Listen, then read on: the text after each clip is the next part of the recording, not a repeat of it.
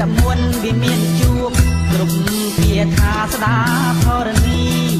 ប្រទានសិលសុតភ្នំកំឡុងគំនុំព្រែកជាពីរសូនខ្លាយជាអន្ត្រីជន់ប្រតិពីឲ្យភៀងបានជន់ប្រតិពីឲ្យភៀងបាន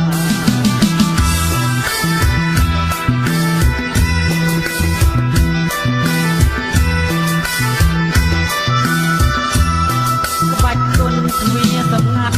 បំបាំងបាត់បំបែងប្រានលួចឡងហំតាមដានគុណហនុមានជន់ភាលីគុណដាវគុណលំពេងលូតកេញឆេងចេញវាពី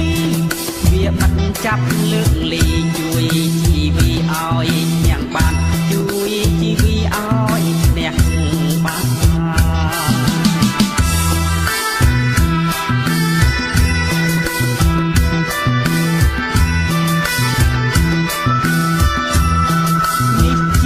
បាច់បុរាណជួនគ្រប់ប្រានមិនត្រូវភ្លេចត្រូវស្រាវជ្រាវជ្រែកកុំពុនលិចឲ្យសាបសូន្យអាគុំផ្សំអាយុចាំទុកចោតតដល់កូនក្បាច់លោនក្បាច់ក្រាបលូនមានក្នុងក្បួនយុទ្ធសាស្ត្រខ្មែរមានក្នុងក្បួនយុទ្ធសាស្ត្រខ្មែរ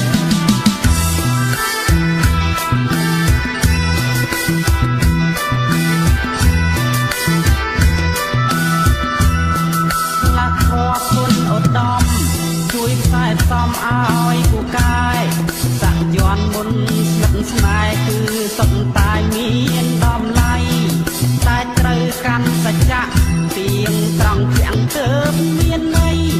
កុំឲ្យបរាជ័យព្រោះរឿងស្រីនឹងសូរាព្រោះរឿងស្រីនឹងសូរា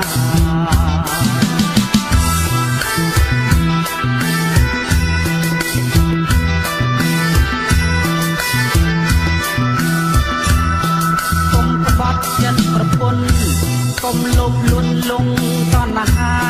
ព្រះពុទ្ធបានផ្ដាំថាព្រំតណ្ហាជាជ្រួងជ្រោយគម្ពីរគុណបុរាណជួយឲ្យបានឈ្នះសត្វត្រូវតែខ្មែរយើងអីឥឡូវគេ